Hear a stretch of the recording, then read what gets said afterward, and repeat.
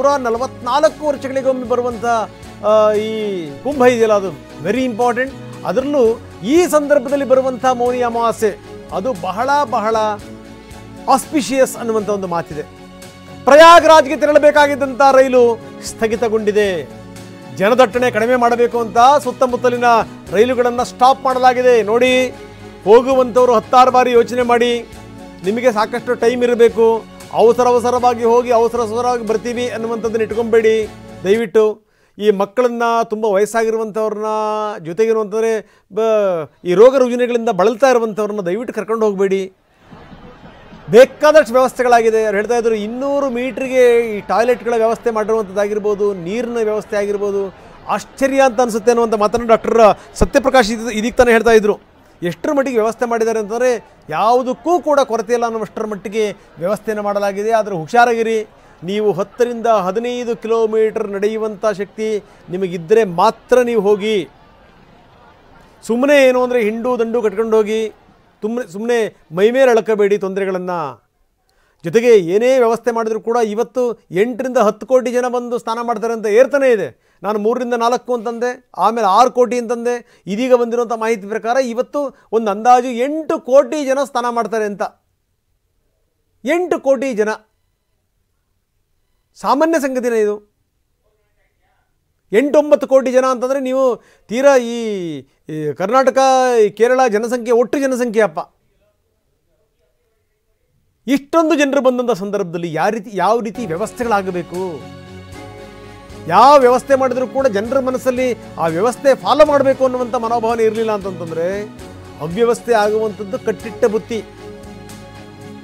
ತುಂಬ ಕಟ್ಟೆಚ್ಚರ ವಹಿಸಿ, ಕೇರ್ಫುಲ್ ಆಗಿರಿ. ಯಾವುದೇ ಕಾರಣಕ್ಕೂ ಜನರು ಬಿಡುವಂಥ ಸಂದರ್ಭದಲ್ಲಿ ತುಂಬ ಯೋಚನೆ ಮಾಡಿಬಿಡಿ. ಅಮೃತ ಸ್ನಾನ ಸದ್ಯಕ್ಕೆ ಬೇಡ. ಮಹಂತ ರವೀಂದ್ರ ಪುರಿ ಮನವಿ ಮಾಡಿಕೊಂಡಿದ್ದಾರೆ. ಮಹಂತರು, ಅಖಿಲ ಭಾರತ ಅಖಾಡ ಪರಿಷತ್ನ ಅಧ್ಯಕ್ಷರು ಮಹಂತ ಪುರಿಯವರು ಮನವಿ ಮಾಡಿದ್ದಾರೆ. ಇವತ್ತು ನಾಗಾ ಸಾಧುಗಳು, ಸನ್ಯಾಸಿಗಳು, ಅಘೋರಿಗಳು, ಸಂತರು ಸ್ನಾನ ಮಾಡಬೇಡಿ. ಇವತ್ತಿನ ದಿನ ಅವ್ರಿಗೆ ಸ್ನಾನ ಮಾಡಲಿಕ್ಕೆ ಬಹಳ ಶ್ರೇಷ್ಠವಾದಂಥ ದಿನ ಅಂತ ಪರಿಗಣಿಸಲಾಗಿತ್ತು.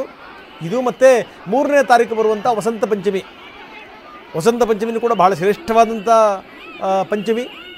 ಜೊತೆಗೆ ಇದು ತಾಯಿ ಶಾರದೆಗೆ ಸಂಬಂಧಪಟ್ಟಿರುವಂಥದ್ದು. ಇದು ಅವತ್ತು ಸರಸ್ವತಿಯ ದಿನ ಅಂತ ಕೂಡ ಹೇಳಲಾಗುತ್ತೆ. ಜ್ಞಾನಾರ್ಜನೆಗಾಗಿ, ಈ ಭಕ್ತಿಗಾಗಿ, ಮುಕ್ತಿಗಾಗಿ ಆವತ್ತಿನ ದಿನ ಸ್ನಾನ ಬಹಳ ಶ್ರೇಷ್ಠ ಅನ್ನುವಂಥ ಮಾತಿದೆ. ಇವತ್ತು ಇಷ್ಟೊಂದೆಲ್ಲ ಘಟನಾವಳಿಗಳಾದ ಮೇಲೆ ದಯವಿಟ್ಟು ನೀವು ಸ್ನಾನ ಮಾಡಬೇಡಿ. ಅಖಾಡದ ಅಧ್ಯಕ್ಷರು ಮನವಿ ಮಾಡಿದ್ದಾರೆ. ಯಾವುದೇ ಕಾರಣಕ್ಕೂ ಇವಾಗ ಸ್ನಾನ ಮಾಡಬೇಡಿ ಅಂತ ಮಹಂತ ರವೀಂದ್ರ ಪುರಿ ಸೂಚನೆ ಕೊಟ್ಟಿದ್ದಾರೆ. ಯಾಕಂದರೆ ಈ ರೀತಿಯ ಘಟನಾವಳಿಗಳಾದಂಥ ಸಂದರ್ಭದಲ್ಲಿ ಜನರು ಸ್ನಾನ ಮಾಡ್ಕೊಂಡು ಹೋಗೋಕ್ಕೆ ಅವಕಾಶ ಮಾಡಿಕೊಳ್ಳೋಣ.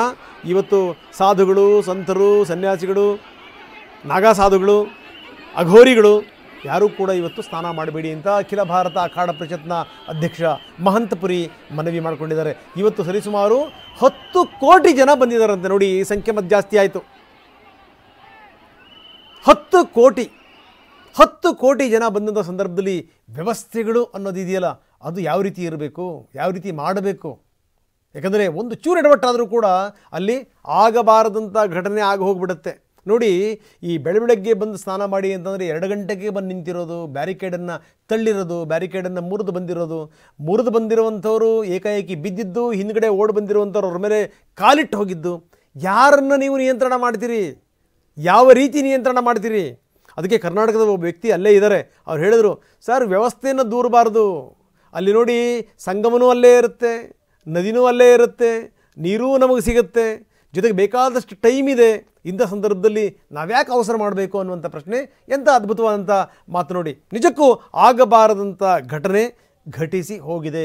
ಯಾವುದೇ ರೀತಿ ಇನ್ನು ತೊಂದರೆಗಳಾಗಬಾರದು ಅನ್ನುವಂಥ ಮುನ್ನೆಚ್ಚರಿಕೆಯನ್ನು ತೆಗೆದುಕೊಳ್ಳಿ ಅಂತ ಯೋಗಿ ಕೂಡ ಸೂಚನೆ ಕೊಟ್ಟಿದ್ದಾರೆ.